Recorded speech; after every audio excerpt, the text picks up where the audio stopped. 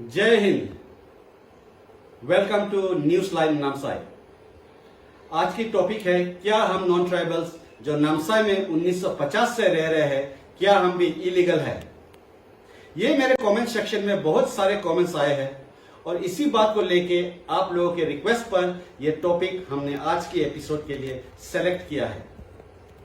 सबसे पहले जो इलीगल शब्द है, ये किस तरह और किस आधार पर अरुणाचल के लिए फिट बैठता है? जैसे बांग्लादेश से आए मियां मुस्लिम्स और रोहिंग्या मुस्लिम्स, ये लोग हमारे भारत के ना नागरिक है ना कोई इमिग्रेंट, तो ये लोग फुल्ली 100% इलीगल है, क्योंकि ना ही वो हमारे देश के नागरिक है, ना ही इनके पास कोई डॉक्यूमेंट्स है। हाँ, यहाँ ये लोग इलीगल तरीके से बांग्लादेश से इंडिया में घुसते हैं और करीमगंज या किसी और रास्ते के थ्रू फिर अरुणाचल में एंट्री होते हैं। यहाँ घुसने के बाद ये लोग अपने Indian Muslims, specially Bengali Muslims के मदद से इंडिया के लीगल डॉक्यूमेंट्स बना लेते हैं, जैसे आधार कार्ड, राशन कार्ड, यहाँ तक कि इलेक्शन कार्ड, और फिर इनर लाइन परमिट बनाने में कौन सा मुश्किल होता है। और ये लोग आराम से हमारे समाज के अंदर कोने कोने में घुस जाते हैं। इन लोगों को यहाँ के जो इंडियन बंगाली मुस्लिम्स है, चीप और सस्ते लेबर मिल जाने पर इनको अपने अंदर रख लेते हैं और इनको इंडियन पहचान दे देते हैं। ये सच है और सभी को पता है। सबसे बड़ा कल्प्रिट ये लोग हैं जो अपने कौम के बंदा होने के वजह से इनको अपने अंदर रख लेते हैं और फिर कोई लोकल आदमी का पास जाकर उनका ILP बना देते हैं। और सेकेंड बड़ा कल्प्रिट हम खुद है। यहाँ का जो लोकल है, अरुणाचल के जो मूल निवासी, ट्राइबल, ST, जो कुछ पैसा के लिए, थोड़ा कुछ 100 रुपया के लिए, बिना जांच किए, बिना कुछ पूछे, आंख बंद करके उनके गार्जियन बन जाते हैं। आज ये इलीगल बांग्लादेशी, बंगाली और रोहिंग्या मुस्लिम नामसाई से लेकर मेडू, वाकरू, तेजू से हाइलोम तक हर जगह किसी लोकल के अंदर खेती कर रहा होगा। इनको ये लोकल इसलिए रख लेते हैं क्योंकि ये लोग बहुत कम पैसे में काम करते हैं और अगर कोई इनको पकड़ते हैं तो यहाँ के लोकल उनको रक्षा के लिए आ जाते हैं। ये हुआ इलीगली, फुली इलीगल। लेकिन एक कैच है यहाँ पर। सबसे पहले आपको अरुणाचल प्रदेश और कुछ नॉर्थ ईस्ट स्टेट के बारे में जानकारी होना बहुत जरूरी है। अरुणाचल प्रदेश का जन्म 1972 में हुआ था और उनका नाम नेफा था, नॉर्थ ईस्ट फ्रंटियर एजेंसी। और जब असम से उनको अलग करके 1972 में एक अलग राज्य बना और नाम रखा गया अरुणाचल प्रदेश, और ये एक यूनियन टेरिटरी था। और फिर 1987 में अरुणाचल प्रदेश यूनियन टेरिटरी से एक फुल फ्लेज स्टेट बना। और 1972 से ही जब अरुणाचल का फॉर्मेशन हुआ, इनको एक स्पेशल प्रोटेक्टेड स्टेट के दर्जा दिया गया, क्योंकि ये एक सेंसिटिव स्टेट और बॉर्डर से सटा हुआ था। तो 6 शेड्यूल के अंदर सेक्शन 2 रेगुलेशन ऑफ 1873 या 1873 के तहत अरुणाचल और इनके साथ मिजोरम और नागालैंड को भारत के कॉन्स्टिट्यूशन या संविधान ने इनको एक स्पेशल प्रोटेक्टेड स्टेट के कैटेगरी में रखा है। और ये कॉन्सेप्ट का शुरुआत हुआ था Bengal Eastern Frontier Regulation Act से, जो 1873 में बना, या BEFR के तहत अरुणाचल में कोई भी दूसरा स्टेट के इंडियन सिटीजन जो अरुणाचल में एंट्री लेना चाहते हैं, किसी काम या किसी और वजह से, या टेम्पोररी रहना चाहते हैं, तो इनर लाइन परमिट की जरूरत होता है, सिवाय अरुणाचल के नेटिव ट्राइब या अरुणाचल लोकल्स को छोड़कर। ये एक्ट और ये कानून बनाया गया अरुणाचल की प्रोटेक्शन के लिए और यहाँ पर रहने वाले लोकल ट्राइबल लोगों के कल्चर और ट्रेडिशन की प्रोटेक्शन के लिए। और ये कानून किसी और ने नहीं, भारत के संविधान ने कॉन्स्टिट्यूशन के पास करके बनाया गया है, जिसको article 371H special provision with respect to the state of Arunachal Pradesh कहा जाता है। 371H। तो इतना तो आप लोगों को समझ में आ ही गया होगा कि अरुणाचल एक स्पेशल प्रोटेक्टेड स्टेट है, कि अरुणाचल एक स्पेशल प्रोटेक्टेड स्टेट है और यहाँ के जो नेटिव्स या एसटी या ट्राइबल लोकल्स को छोड़कर कोई भी अरुणाचल प्रदेश में किन्हीं रीजंस के लिए अरुणाचल के अंदर एंट्री करता है तो इनको इनर परमिट की जरूरत होता है। और अगर आपके पास नहीं है तो आप इलीगल है और इस एक्ट के वायलेशन में आप पर कानूनी कार्रवाई और जेल तक हो सकता है। चाहे आप लोग यहाँ 1950 से रहते हो, कोई फर्क नहीं पड़ता। अगर आपके पास इनर लाइन परमिट नहीं है तो आप क्राइम कर रहे हैं और इलीगल भी है। क्या जो यहाँ 1950 से रहता था तब जब यहाँ आए थे तो क्या उन लोगों ने आईएलपी नहीं बनाया था? जरूर बनाया था। और किसी लोकल गार्जियन या कंपनी के अंदर ये यहाँ रहता था। अरुणाचल एक एसटी स्टेट है, मतलब शेड्यूल्ड ट्राइब स्टेट। और अरुणाचल में अगर आप ट्राइबल है या एसटी है तभी आप यहाँ के मूल निवासी है, वरना आप इलीगल इमिग्रेंट्स है जो किसी वजह से यहाँ पर आए हैं। तब आज से 30 साल पहले जो नॉन ट्राइबल्स यहाँ रहते थे आईएलपी बना के, तब किसी लोकल ने उनको नहीं भगाया या इनका घर नहीं तोड़ा। जो इलीगली आप यहाँ जमीन तक नहीं खरीद सकते, लेकिन फिर भी यहाँ की लोकल्स की अच्छाई की वजह से वो लोग अब भी अपना घर बनाकर रह रहा है। पर इसका मतलब ये नहीं कि आप अरुणाचल के नेटिव लोकल्स आप मतलब यहाँ अगर आप घर बना के रह रहा है, इसका मतलब ये नहीं होता है कि आप अरुणाचल के नेटिव लोकल्स हो जाते हैं। जो एक ट्राइबल को मिलता है वो आपको नहीं मिल सकता। जो सुविधा एक नॉन ट्राइबल को मिलता है वो सुविधा आपको नॉन ट्राइबल्स को नहीं मिल सकता जब तक आप यहाँ का एसटी नहीं होते।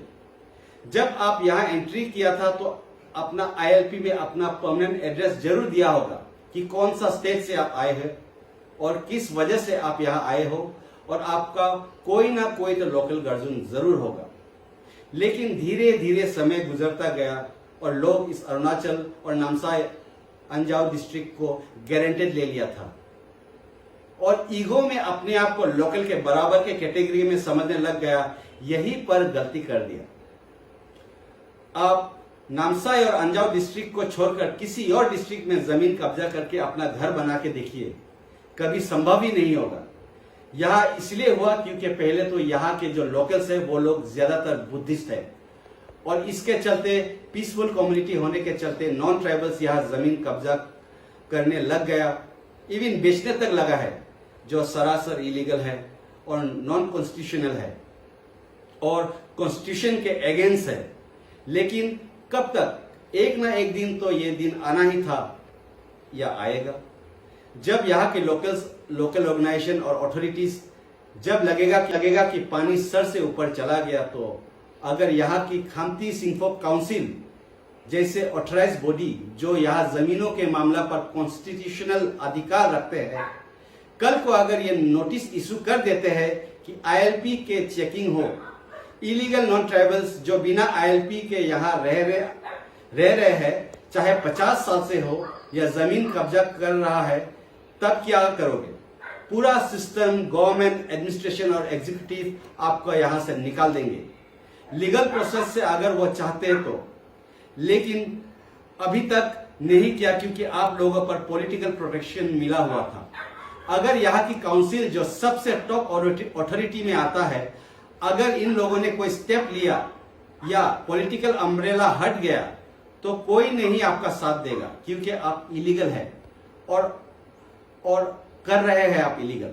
इसलिए यहाँ की लोकल की चुप्पी को इनके कमजोरी मत समझिए। आप जिस जगह रहते हो उसी जगह के मालिक को आप लड़ने पर आते हो, रिस्पेक्ट नहीं करते हो।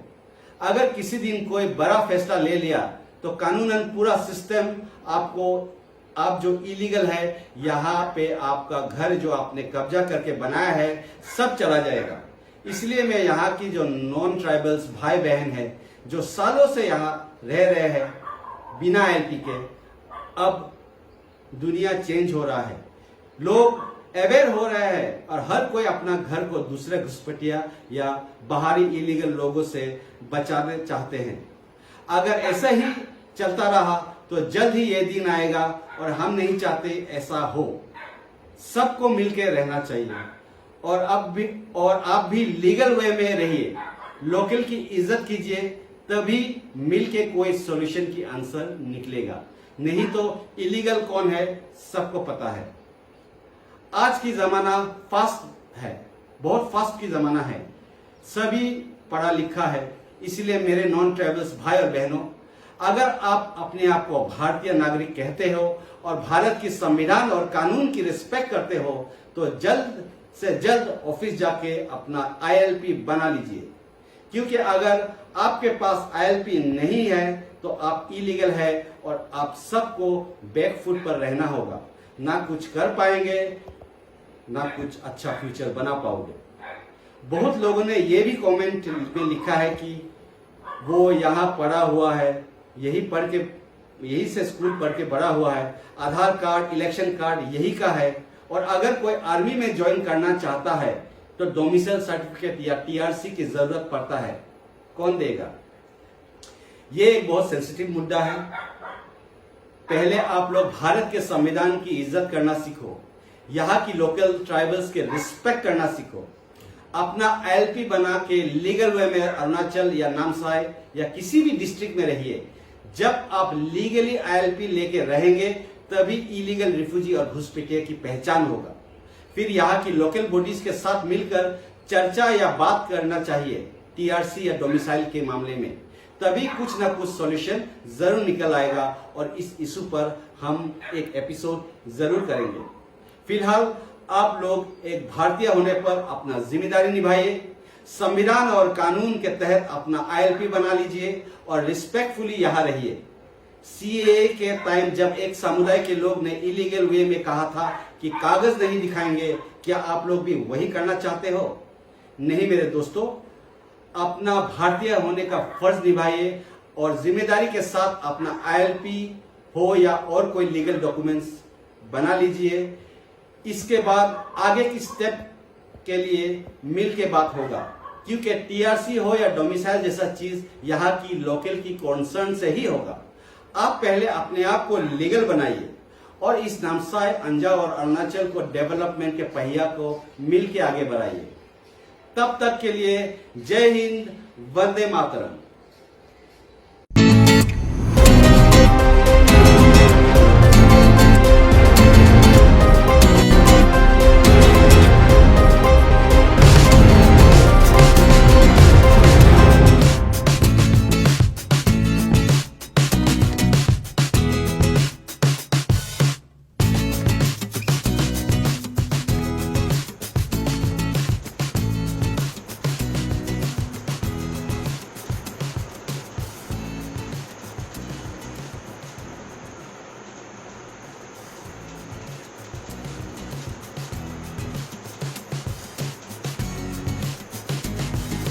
चकमा हम लोगों के लिए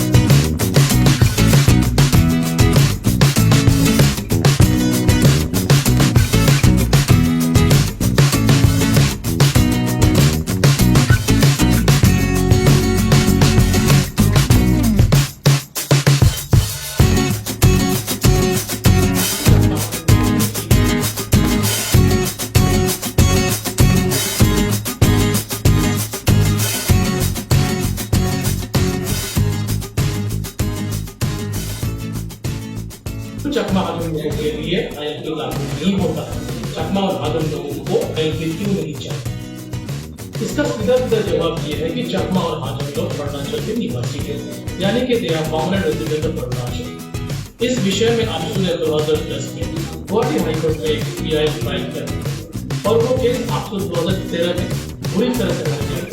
पता है कोर्ट ने क्या कहा है? कोर्ट ने ये कहा है, एकदम साफ साफ शब्दों में कहा है कि once a decision has been taken to settle the Chakmas in Arunachal Pradesh in consultation with the authorities of Arunachal